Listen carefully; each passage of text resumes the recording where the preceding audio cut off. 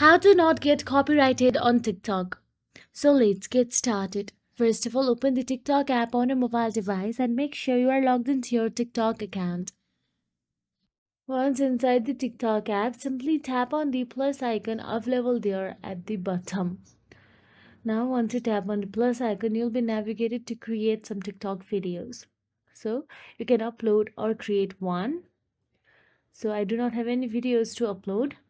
If you upload any video with the music on on the background, then it will definitely get the copyright strike. If you post it without the sound and just the original content of yours, then it might get the copyright strike if there is any music available on the background. Now, in order to avoid this, go back and tap on the add sound option available there. And from the list, scroll down and tap on the preferred sound. And that is it. If you found this video helpful, please like, share, and subscribe. And thank you so much for watching.